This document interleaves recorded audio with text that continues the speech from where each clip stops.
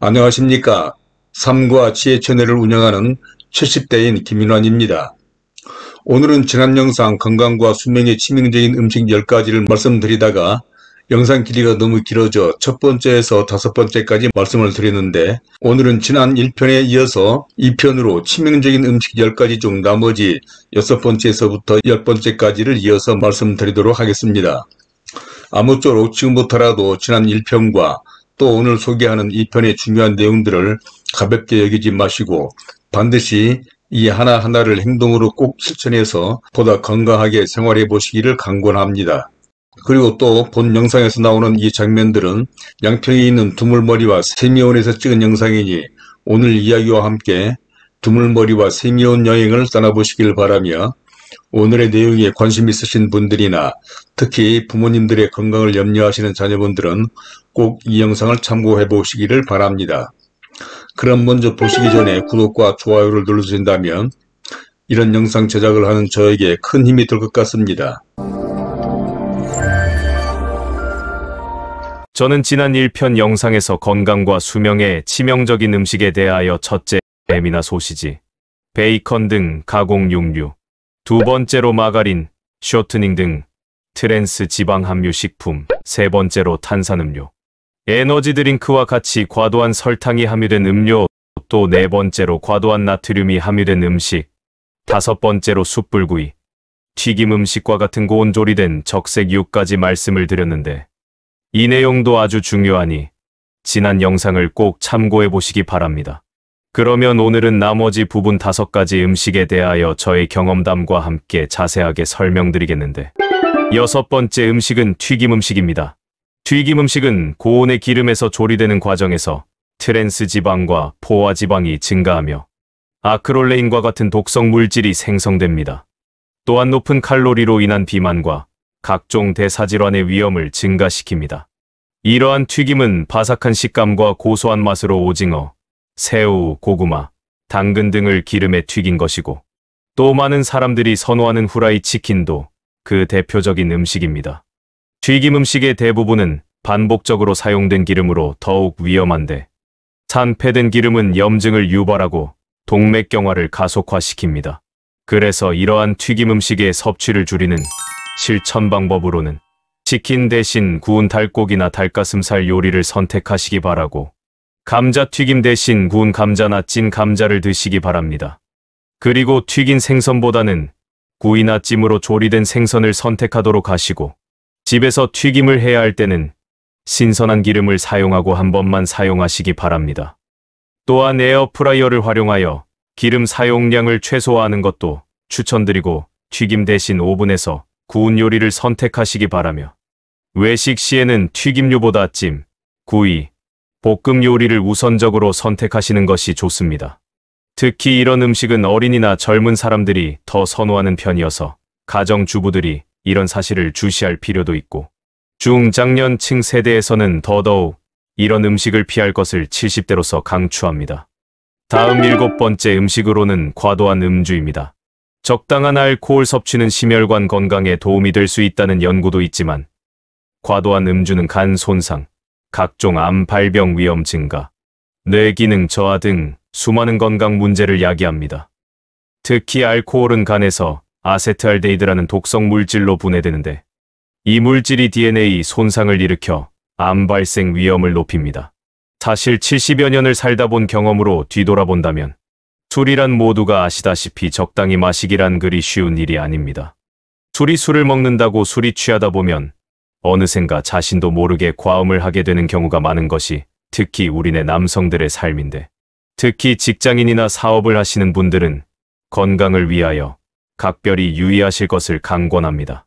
그래서 과도한 알코올 섭취를 줄이는 실천 방법을 소개하면, 가급적 하루 알코올 섭취량을 남성 2잔, 여성 1잔 이하로 제한하시기 바라고, 한번 술을 마시면 적어도 4, 5일 후에 술을 마신다는 루틴을 만들어 술 먹는 빈도를 낮추도록 해보십시오. 그리고 술 대신 무알코올 맥주나 와인을 선택하시며, 음주 시에는 반드시 안주와 함께 천천히 드시기 바랍니다. 또한 술자리에서는 물이나 무가당 음료를 중간중간 마시도록 하고, 스트레스 해소를 위한 음주 대신 운동이나 취미활동을 활용하시며 혼술보다는 사교적 음주로 제한하여 과음을 방지하시면 어느 정도 술로 인한 건강을 지키실 수 있을 것입니다. 다음 건강과 수명에 치명적인 8번째 음식은 인스턴트 식품입니다. 인스턴트 식품은 보존을 위해 다량의 나트륨, 설탕, 방부제가 첨가되어 있으며 가공 과정에서 대부분의 영양소가 파괴됩니다. 또한 높은 칼로리에 비해 영양가는 낮아 빈칼로리 식품이라고 불립니다. 장기간 이러한 인스턴트 식품에 의존하면 영양 불균형으로 인한 면역력 저하와 함께 각종 성인병 발병 위험이 증가합니다. 그러므로 이러한 인스턴트 식품 섭취를 줄이는 실천 방법을 추천드린다면 가정주부들은 요리법을 익혀 15분 내로 건강한 식사를 준비할 수 있도록 하도록 하시고 냉동실에 신선한 채소와 단백질 식품을 비축해 두시기 바랍니다. 그리고 인스턴트 대신 통곡물 시리얼이나 오트밀을 아침 식사로 선택하시고 컵라면 대신 직접 끓인 국수나 죽을 드시기 바랍니다. 1점. 또한 레토르트 식품 즉 조리한 식품을 플라스틱제 봉지에 넣어 만든 보존식품인 간편식 대신 자연 재료로 만든 요리를 활용하고 가급적 편의점 도시락보다는 집밥을 활용하도록 하시기 바랍니다. 이제 9번째 위험 요소는 탄 음식입니다. 이는 지난 영상 1편 영상 5번째 숯불구이에서도 잠깐 언급한 것으로 음식이 탈 때 생성되는 아크릴아마이드, 벤조피렌 등의 화합물은 강력한 발암물질입니다. 특히 고온에서 탄수화물이 타면서 생성되는 아크릴아마이드는 신경독성과 발암성이 모두 있는 위험한 물질입니다.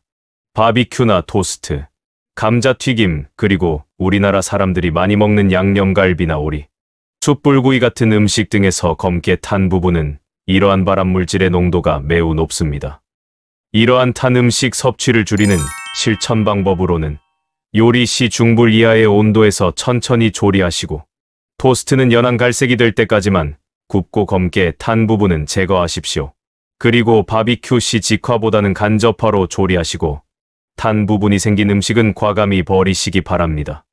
또한 전자레인지나 찜기를 활용하여 고온 조리를 피하도록 하시고 감자나 빵류는 서늘한 곳에 보관하여 당분 축적을 방지하시며 조리 시간을 줄이기 위해 재료를 미리 얇게 썰어 준비하시는 것이 탄 음식을 가까이 하지 않는 방법이 됩니다. 이제 건강과 수명에 치명적인 마지막 10번째는 고과당 옥수수 시럽입니다.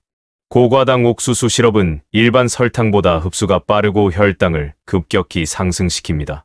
또한 간에서 지방으로 전환되기 쉬워 지방간과 비만의 주요 원인이 됩니다. 특히 과당은 렙틴 호르몬의 작용을 방해하여 포만감을 느끼지 못하게 하므로 과식을 유발하고 대사증후군 위험을 증가시키는 주범인데 이러한 고과당 옥수수 시럽 섭취를 줄이는 실천 방법은 가공식품 구매 시 성분표에서 고과당 옥수수 시럽 표기를 확인하시고 탄산음료와 과자류 대신 천연 감미료를 사용한 제품을 선택하십시오.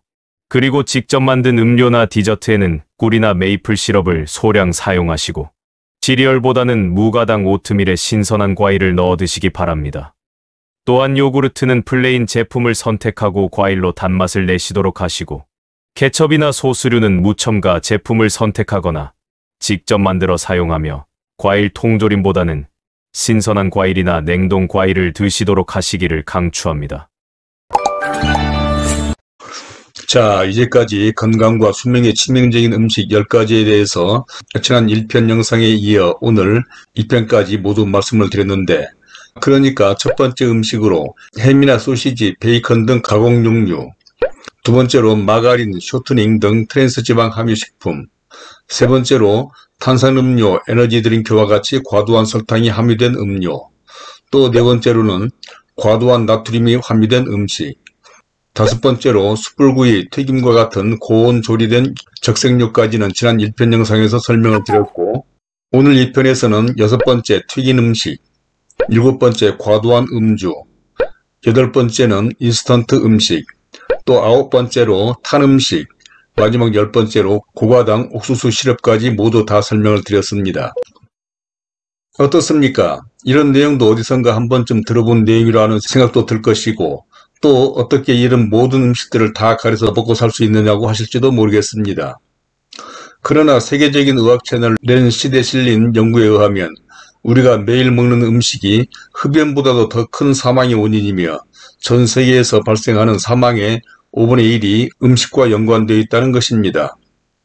즉 우리가 무엇을 먹느냐가 그만큼 중요하다는 것인데, 아무쪼록 여러분들은 젊어서부터 또는 저와 같이 나이가 드신 장년층은 더더욱 지금부터라도 이왕이면 좋지 않다는 것은 먹지 마실 것을 70여 년을 살아본 사람으로서 강력히 권고드립니다. 그리고 혹시 오늘의 이야기에 다른 의견이나 하실 말씀이 있으시면 선플로 남겨주시고, 또 여러분들만의 방법도 있으시면 공유해 주시기 바랍니다. 그럼 오늘의 영상이 도움이 되셨다면 부모님이나 친구들에게 공유해 주시고, 또 구독과 좋아요도 눌러주시기 바랍니다. 그리고 다음 영상에서는 노후생활지혜에 관한 것으로, 곧 무더운 여름이 다가오므로 효율적인 에어컨 사용으로 시원한 여름을 보내기라는 내용으로 말씀을 전해드릴 테니 많은 관심을 가져주시기 부탁드리면서 오늘은 이만 줄이도록 하겠습니다. 감사합니다.